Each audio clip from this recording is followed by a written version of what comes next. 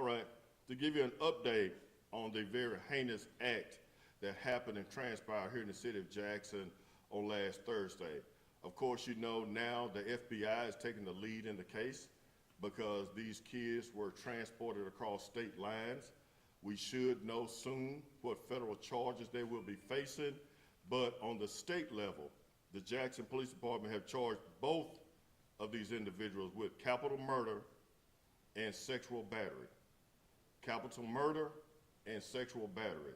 They are facing additional charges in tangible whole. They are facing federal charges, and we're not ruling out additional charges on the state level here in the city of Jackson and the state of Mississippi as well. I want to commend the many law enforcement agencies that have been working with us in this particular case, and what makes this so significant. We started working this crime scene on Thursday. We did not finish processing that crime scene till Saturday afternoon.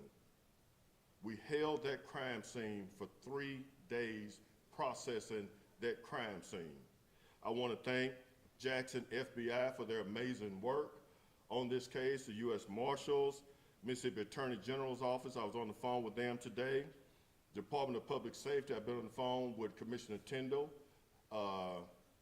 Really, the overwhelming support we've had from DPS. Capitol Police, NBI is doing an amazing job. I was on the phone with them today.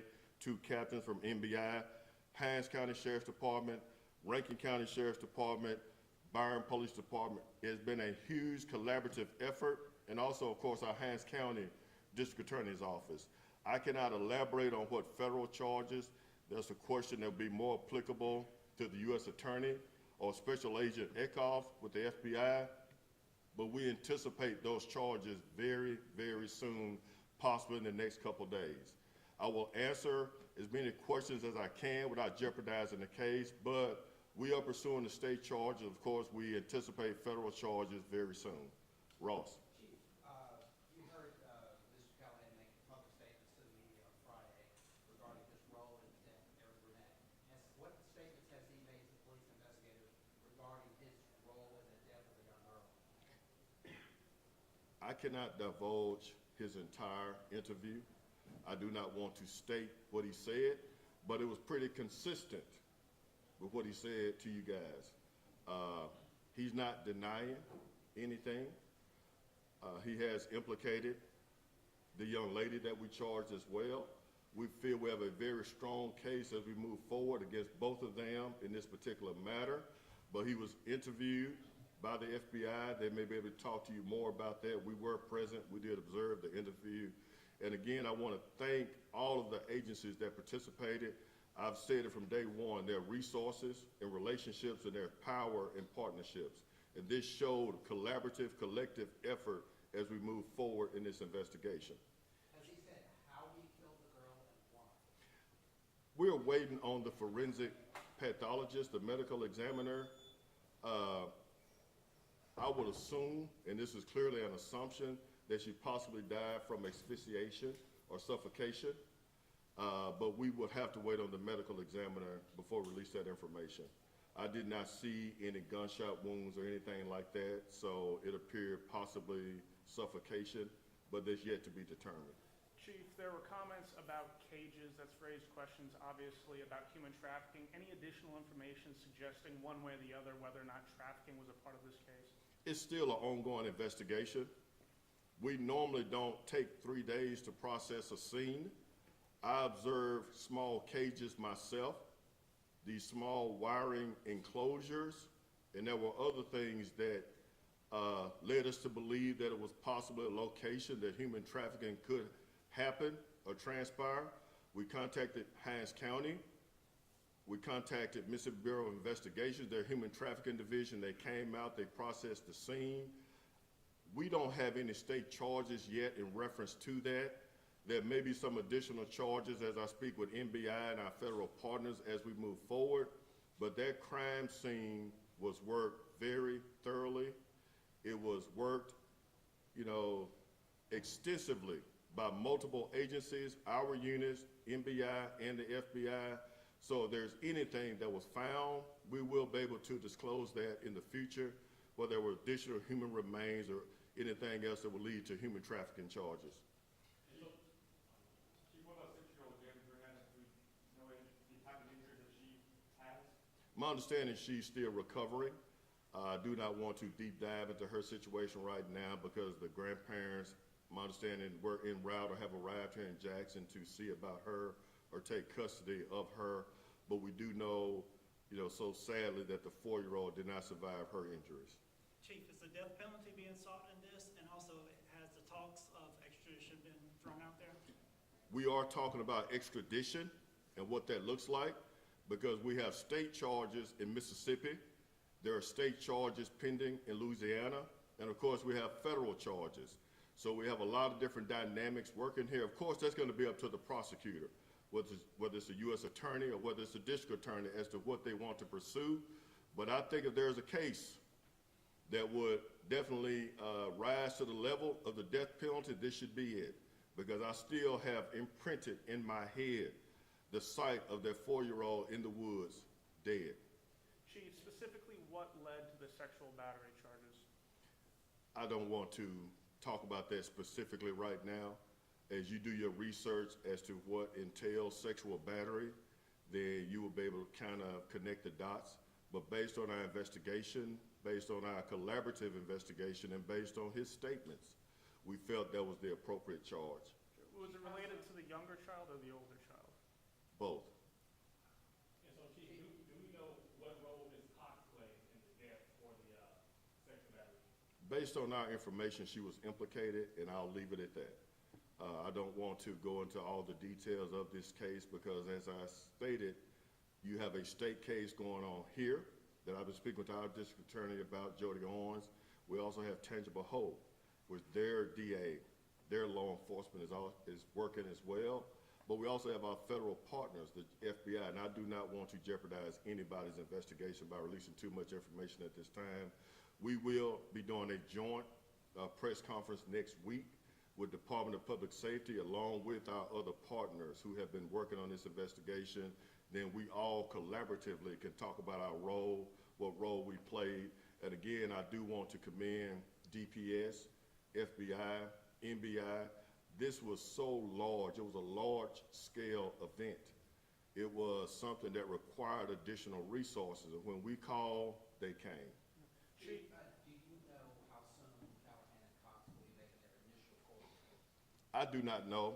I received some information. Cox may be having hers either today or tomorrow on her state charges. I do not know when Callihan will be going before a federal magistrate. I don't know how soon he will be, but we're in standby mode because we know that he's going to be facing federal charges. Then the state charges will kind of descend from there. Chief, a coroner back in Louisiana made comments to us confirming that the mother of Aaron Brunette died from being stabbed with a, quote, sharp object. What role, if any, does that play in your investigation in determining what happened to these little girls? Well, all of it plays a part. It's like putting a large puzzle together. We want to know what he did there. And my question is, how and why did you come to Jackson, Mississippi? There were so many places you could have stopped. There were so many places you could have went to, east and west, but you came here. So we have a lot of questions that still have to be answered. Right now, I have more questions than answers for you, for the community. But what I can say is that we have brought these individuals into custody. We do not anticipate right now on the state level charging anybody else outside of those two. So the citizens of Jackson can know that they're safe from these individuals and they're not roaming around South Jackson anymore to bring harm to other children in South Jackson and the city of Jackson. Chief, we spoke with a neighbor today who said she had seen Daniel Callihan on the street where he was ultimately arrested before, that he had spent time in the area. Have your officers been able to confirm that? Has he ever been in Jackson before this incident? And I cannot confirm that. That road, that area that he was on, does not really require a lot of law enforcement service in that area. We have not been called to that area for a lot of calls. So apparently he was familiar with the area because that's not a street that normally a suspect would go down because it's a dead end. There's nowhere to go once you turn left on Bouger. But he knew that law enforcement was close. He knew that law enforcement was behind him, and I want to thank again the U.S. Marshals for the great work that they did. I want to thank the quick response of the Jackson police officers who found those two babies in the woods. And Chief, you believe Aaron Burnett was killed sometime on Thursday? Again, yes, I do, but of course that has to be confirmed by the medical examiner. I do think that she was killed on Thursday. I do think that one of the children was still alive. I know that one was still alive and that one did not survive her injuries. Again, Ross, we have more questions than answers, but we know that we do have two individuals that will be held accountable for their actions in Louisiana, in Mississippi, and on the federal level. And you don't have any reports, any previous run-in from JPD with Mr. Callihan? I do not have that information firsthand. No, I do not.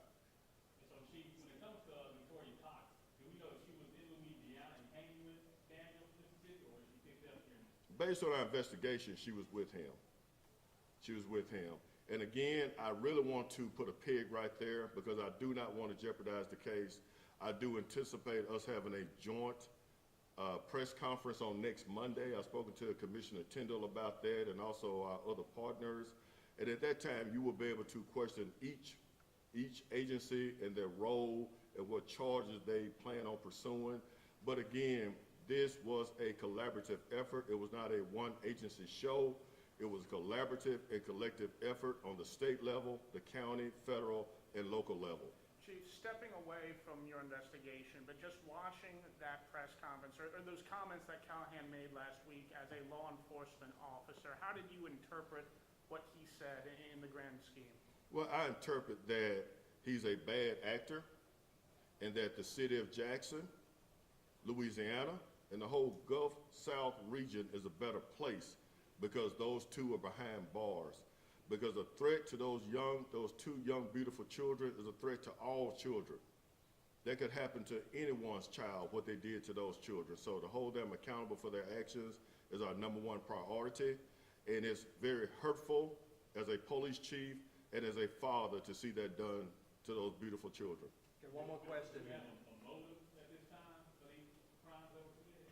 I don't have a motive except that he's a bad actor, he's a bad guy, he's a bad person, she's a bad person, and I guess that's the motive. They're bad people doing bad things, all right? As the motive moves, as the case moves forward, we may have a more additional information, but it's very heinous and horrific and sickening what they did last week. Thank you. Thank you.